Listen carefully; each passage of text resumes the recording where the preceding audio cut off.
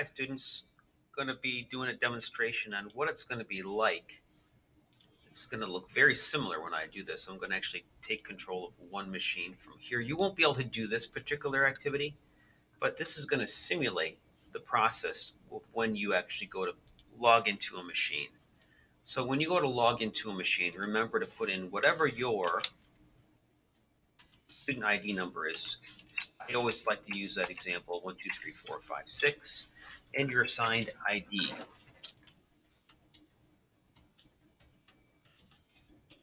So starting tomorrow when you log in, well, probably if you're seeing this, it's going to be Tuesday, it's going to be the day of. It's going to be a couple of things that we're going to want to do. Hopefully you'll only see this message once moving forward. It used to come up twice.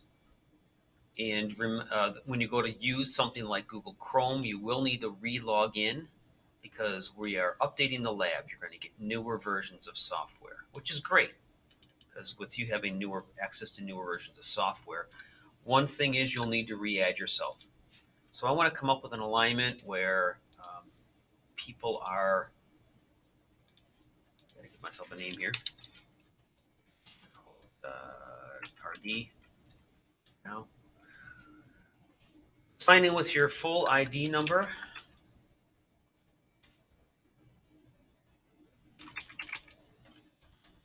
With the @student techcampus.org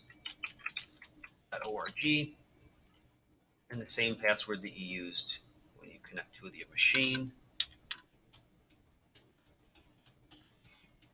Remember, it's case sensitive. I do think that turning on sync is a good idea. So regardless of what machine you're on, you will have the student bookmarks. You might have to, if you didn't do that, you might need to reconnect the one for Google Classroom. I don't have this test student in there. And what I was going to suggest you do is with Chrome working, that you could actually pin this to your shortcut. So if you pin this to the taskbar, if you later need to use it, you can get right into Chrome that way. You might see down here an Internet Explorer icon. You should then right-click on it and say Remove from Taskbar because you won't be able to run Internet Explorer on the machine. If you run the Unreal Engine, it will work for you in a newer version. Same with 3ds Max. Number of other behind-the-scenes updates that will be good for you. But just want to give you a couple of quick reminders on that.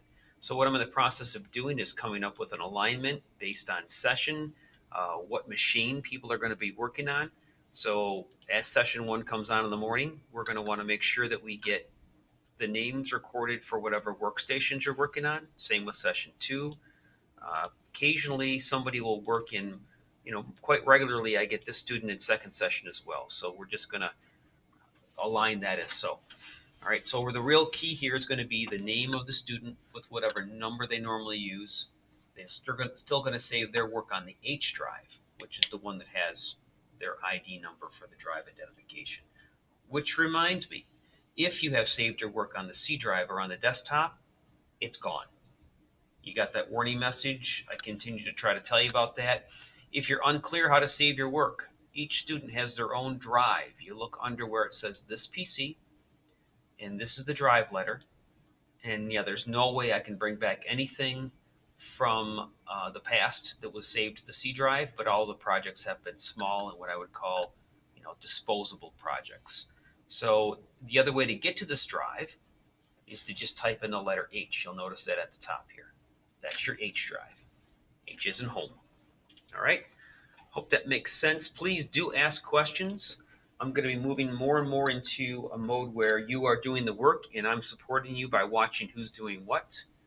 With you remoting into the lab, I will be able to see what's going on in the lab, and I'd be able to do something like jump in here and help the student by just doing a remote control and interact with them.